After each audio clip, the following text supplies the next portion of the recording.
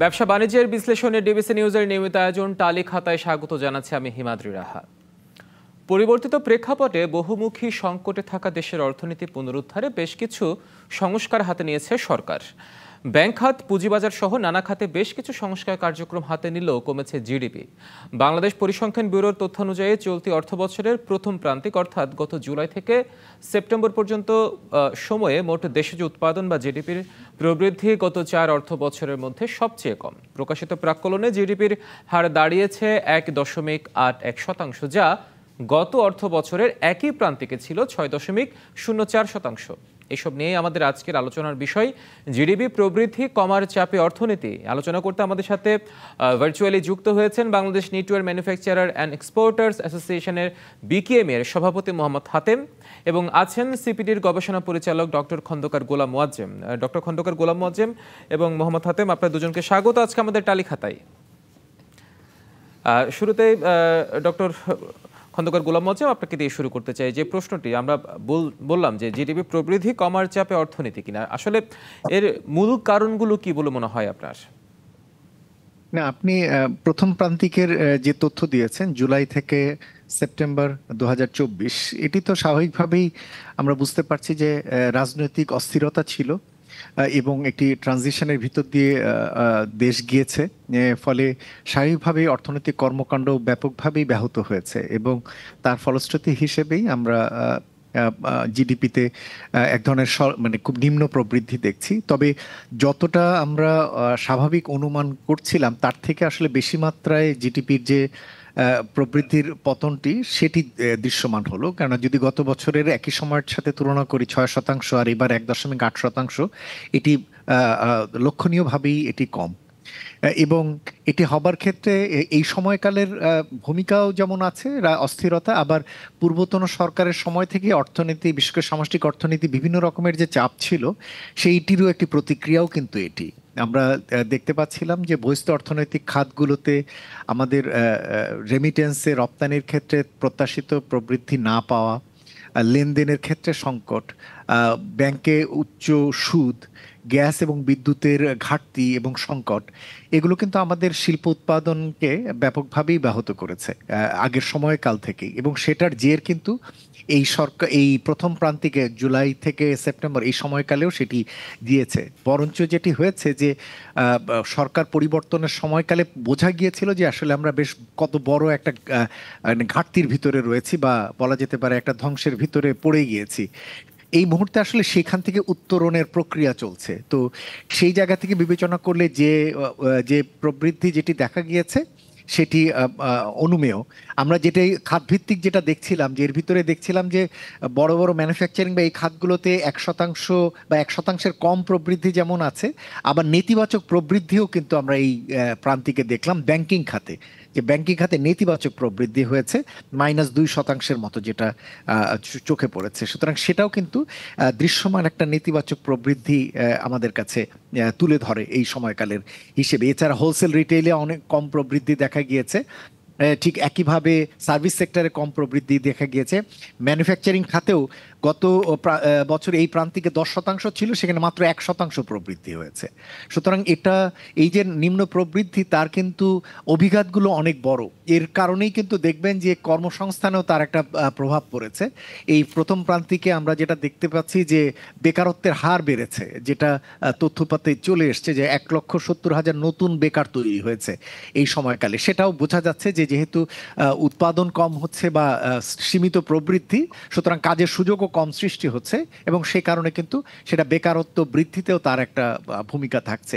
সুতরাং সেই হিসেবে যেটুকু হয়েছে এই প্রান্তিকে সেটি আমরা বুঝলাম, কিন্তু আমাদের একটা ধারণা হলো এই পরিস্থিতি কিন্তু পরের যে প্রান্তিক অর্থাৎ অক্টোবর থেকে ডিসেম্বর যেটি কেবল শেষ করলাম আমরা, সেখানেও যে অনেক বড় উন্নতি হয়েছে সেটিও বলা যাবে না। একটু পরে হয়তো হাতেম ভাই এখনকার পরিস্থিতি আরো ভালো বলতে পারবেন যে শিল্প খাতে গত 3 মাসে কেমন গেল, কিন্তু সামগ্রিকভাবে এই 3 মাসেও কিন্তু বিগত 3 মাস বেশ কিছু পর্যবেক্ষণ তুলে ধরেছেন। আপনি বলেছেন রাজনৈতিক অস্থিরতা আছে, সামষ্টিক অর্থনৈতিক চাপ আছে, লেনদেন সংকটের কথা তুলে ধরেছেন, উচ্চ সুদের কথা তুলে ধরেছেন, গ্যাস বিদ্যুৎ সংকটের কথা তুলে ধরেছেন, ব্যাংকিং খাতে নেতিবাচক প্রভাবের কথা তুলে ধরেছেন, যার ফলাফল মানে আমরা যেটা বুঝি আমাদের নাগরিক সমাজে প্রভাব পড়ছে, বেকারত্ব বাড়ছে। আমি মোহাম্মদ হাতেম, আপনার কাছে এবার আপনার পর্যবেক্ষণ পর্যবেক্ষণটা জানতে চাই এবং সবচেয়ে বড় যে প্রভাব আমাদের রপ্তানিমুখী যে শিল্প খাতগুলো আছে সেখানে এই প্রভাবটা কতটুকু পড়েছে আপনার পর্যবেক্ষণটা জানতে চাই। মোয়াজ্জেম ভাই খুব পারফেক্টলি বিষয়গুলি অ্যাড্রেস করেছেন এবং তুলে ধরেছেন যে সমস্যাটা কোথায় হয়েছে।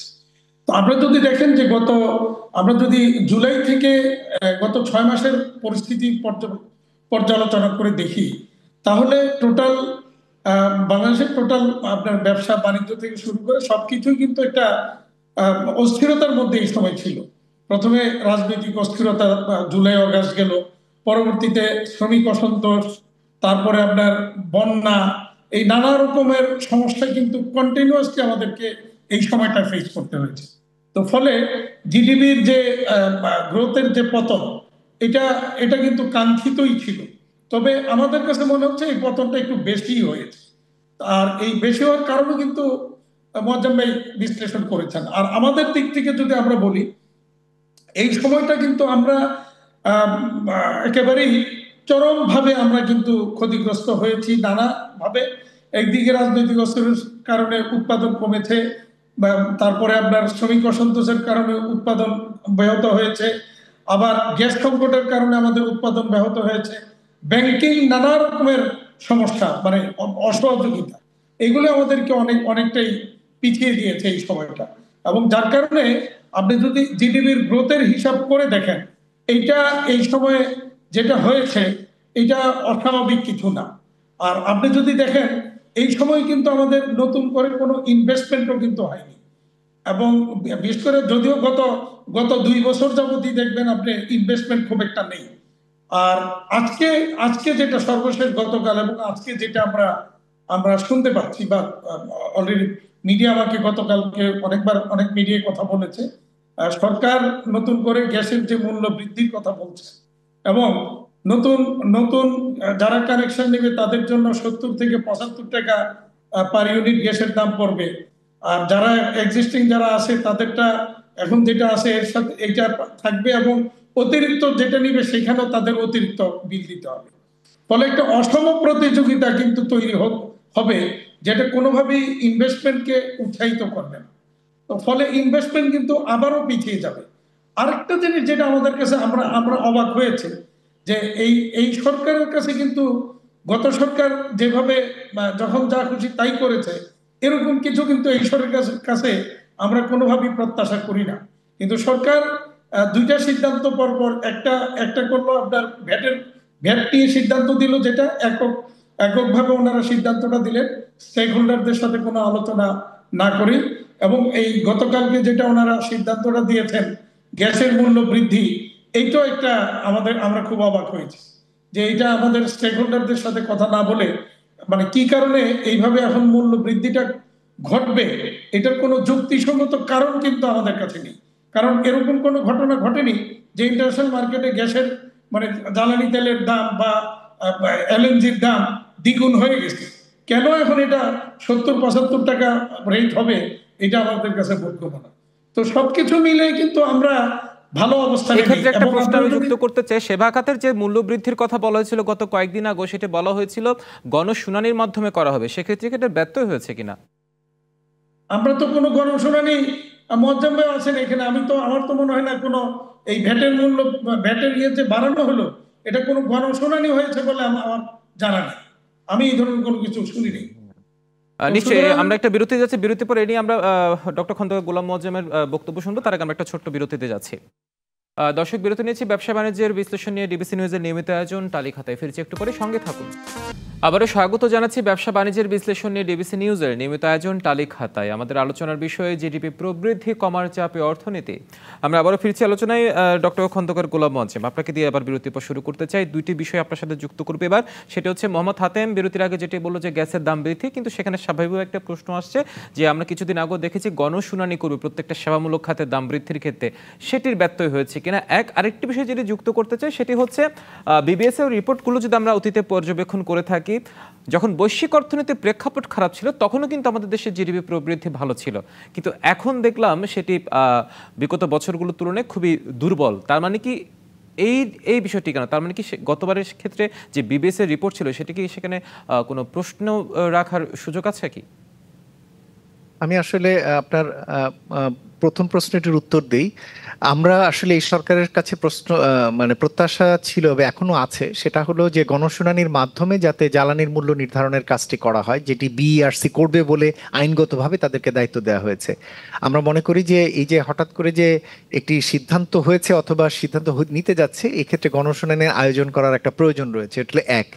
দ্বিতীয় হলো, যেভাবে এটিকে মূল্য নির্ধারণের যে কথাটি শুনতে পাচ্ছি, সেটি আসলে প্রকারান্তরে এলএনজি আমদানিকে উৎসাহিত করার উপায়। এর মাধ্যমে আসলে এলএনজিকে যৌক্তিকীকরণ করা হচ্ছে। অভ্যন্তরীণ গ্যাস উৎপাদন বৃদ্ধির উদ্যোগ এতে বরঞ্চ নিরুৎসাহিত হবে, বরঞ্চ যে মূল্যে নিয়ে যাওয়া হচ্ছে তাতে আসলে আরও যাতে এলএনজি আমদানি করে যাওয়া যায় সেটির একটি বিষয়। কিন্তু আবার একই সাথে এটাও মনে রাখা দরকার যে ব্যবসায়ীরা টাকা দেবেন ঠিকই, কিন্তু এই টাকা দিয়ে কিন্তু এলএনজি আমদানি করা যাবে না, কেননা ডলার তো আর তাতে আসবে না হাতে। সুতরাং আগেও ব্যবসায়ীরা এই জিনিসটি করেছিলেন, বর্ধিত মূল্য দিয়েছেন কিন্তু গ্যাস পাননি। এখনও তারা হয়তো বর্ধিত মূল্য যদি দেন, তারা কিন্তু গ্যাসের নিশ্চয়তা পাবেন না, কেননা এই বর্ধিত টাকা দিয়ে ডলার যেহেতু হাতে নেই, সুতরাং গ্যাস আমদানি কিন্তু চাপের ভিতরে থাকবে। সুতরাং ব্যবসায়ীদের কিন্তু সীমিত জ্বালানি দিয়েই কিন্তু আগামী আরও প্রায় বছরখানেক বা তারও বেশি সময়কাল অতিবাহিত করতে হবে। সুতরাং সেইভাবেই তাদের মানসিক প্রস্তুতি রাখতে হবে। কিন্তু তার জন্য এই বর্ধিত দাম দিয়েও কিন্তু তারা স্বস্তি পাবেন না, বরঞ্চ এমন হবে দাম বেশি দিবেন, আবার দেখা যাবে যে জ্বালানি সরবরাহ কিন্তু স্বাভাবিক হবে বলে আমার কাছে মনে হয় না। দ্বিতীয় যে প্রশ্নটি করেছেন সেটা হলো যে জিডিপি প্রবৃদ্ধির ক্ষেত্রে আগের সরকারের প্রাক্কলন এবং এখন যে হিসেব, এটা ঠিক যে জিডিপি প্রাক্কলনের আগের হিসেব নিয়ে যথেষ্টই প্রশ্ন ছিল, এবং তথ্য উপাত্তের ক্ষেত্রে যৌক্তিক যে হিসেব সেটা নিয়ে প্রশ্ন ছিল। তো সেই জায়গাটির ক্ষেত্রে নতুনভাবে এখন যেভাবে হিসেব করা হচ্ছে এবং প্রান্তিক যে হিসেব দেওয়া হচ্ছে, এটা একটা ইতিবাচক উদ্যোগ।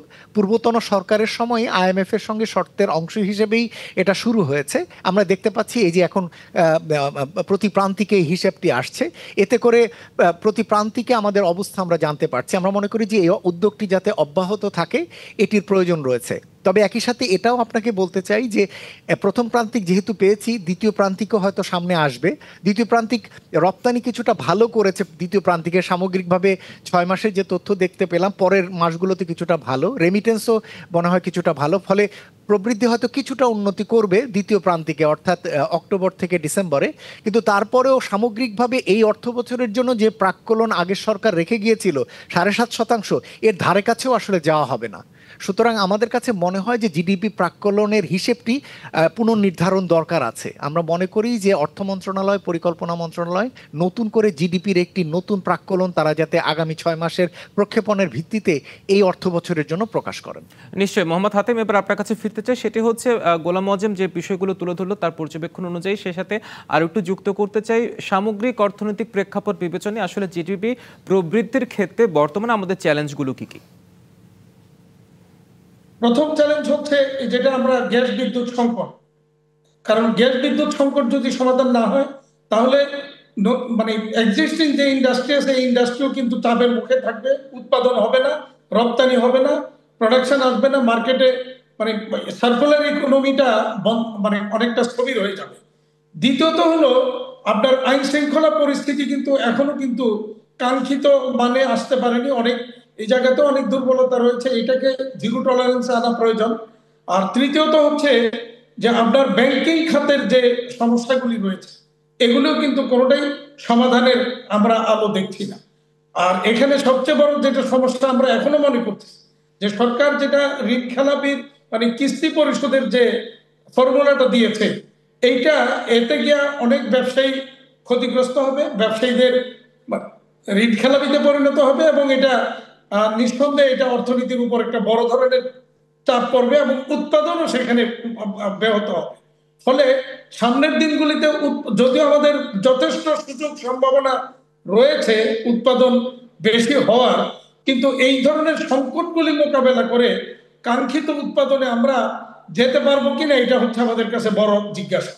তো সুতরাং সবকিছু মিলিয়ে পরিস্থিতি আমাদের কাছে খুব একটা সন্তোষজনক মনে হচ্ছে না।